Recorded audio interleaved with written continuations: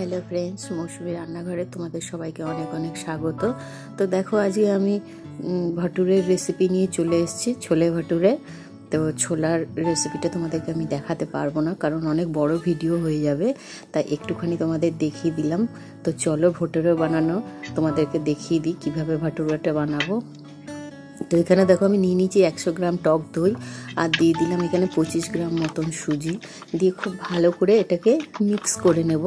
তো দেখো দইয়ের মধ্যে খুব ভালো করে মিক্স করে নিলাম, আর দিয়ে দিলাম 1 চামচ মতন নুন, আর দিয়ে দিচ্ছি ছোটো চামচের 1 চামচ মতন খাওয়ার সোডা, দিয়ে খুব ভালো করে এটাকে মিক্স করে নেব। 4টে জিনিসকে খুব ভালো করে মিক্স করে নেব। সুজিটাও আমাদের একটু দইয়ের মধ্যে থেকে ফুলে যাবে। তারপর আমরা এর মধ্যে দিয়ে দেবো দেখো ময়দা। তো আমি এখানে ময়দা 400 গ্রাম ব্যবহার করব। তো 400 গ্রাম মতন ময়দা আমি দিয়ে দিচ্ছি দইয়ের মধ্যে, দিয়ে খুব ভালো করে আমি চামচ দিয়ে এটাকে মিক্স করে নেব, মিশিয়ে নেব। তো দেখো এবার আমি দিয়ে দিচ্ছি এর মধ্যে ডালডা। তো তোমরা রিফাইন তেলও দিতে পারো। তো আমি ডালডা দিলাম 2 চামচ মতন, দিয়ে খুব ভালো করে এটাকে আবারও মিক্স করে নিচ্ছি।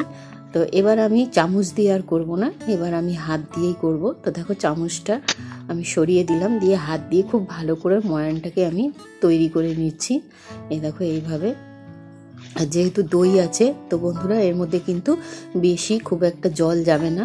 তো তোমরা অল্প অল্প জল দিয়েই কিন্তু এটাকে মাখতে শুরু করবে, বেশি জল দিলে কিন্তু গলে যাবে। তো দেখো এখানে আমি দিয়ে দিলাম 1 চামচ মতন চিনি। গলে যাবে মানে বেশি গিলা হয়ে যাবে আর কি আটাটা। তো এইভাবে তোমরা আস্তে আস্তে করে, এই দেখো আমি যেরকমভাবে দিলাম জলটা দিয়ে ভালো করে আস্তে আস্তে করে খুব ভালো করে কিন্তু ঠেসে ঠেসে আটাটাকে মাখতে হবে। ময়দাটাকে ভালো করে মাখতে হবে।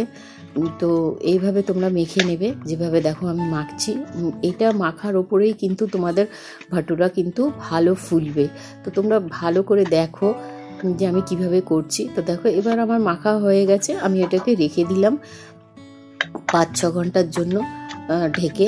তো দেখো ঢাকা তুলে আমি আবার এটাকে ভালো করে একটু ঠেসে নিচ্ছি।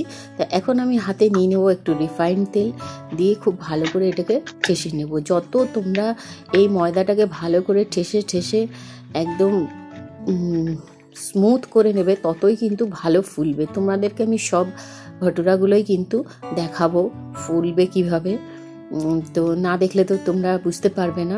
তো লেচি তোমাদের অনুযায়ী তোমরা করবে, ছোট বড় যেরকম খুশি করতে পারো। তো দেখো লেচিগুলো কিন্তু আমার তৈরি হয়ে গেছে। ওইদিকে দেখো গ্যাসে কিন্তু আমি কড়াই বসিয়ে দিয়েছি তেলটা গরম হতে, আর এদিকে আমি ভাটুরা বেলতে শুরু করে দিয়েছি। তো এইভাবে আমি ভাটুরাগুলো বেলে নিচ্ছি। তো দেখো আমি একটা ভাটুরা দিয়ে দিয়েছি তেলের মধ্যে, দিয়ে এটাকে আমি ভালো করে এই যে একটু চেপে চেপে এটাকে আমি উল্টে পাল্টে নিচ্ছি।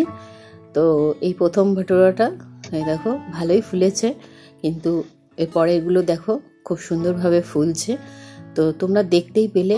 তো আসল জিনিস হলো ময়দা মাখাটা। ময়দা মাখা যেমন তোমাদের হবে তেমনই কিন্তু ভাটুরা ফুলবে। আর ভাটুরার ভেতরে যে আমি যে ময়দার ভেতরে যে মেটেরিয়ালসগুলো দিলাম সেগুলো কিন্তু খুবই ইম্পর্টেন্ট।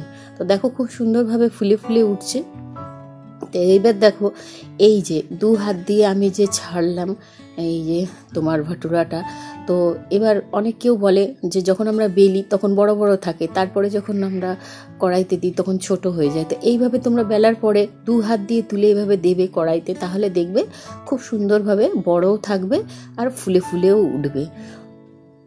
তো দেখো আমি আরেকটা এইভাবে তোমাদেরকে ছেড়ে দেখাচ্ছি। আর দেখো এই যে ছাঁকনি দিয়ে কিন্তু হালকা হালকা করে তোমরা এটাকে চাপ দেবে, প্রেস করবে, করলে কি হবে উল্টো দিক থেকে কিন্তু খুব সুন্দরভাবে ফুলে চলে আসবে। আর তোমরা দেখো ভাটুরার কালারটাও কিন্তু দারুণ হয়েছে, আর খুব সুন্দরও কিন্তু হয়েছিল খেতে বন্ধুরা।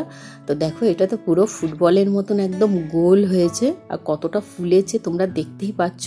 তো আমি যেভাবে করলাম এইভাবে যদি তোমরা ভাটুরা করো দারুণ জমে যাবে কিন্তু।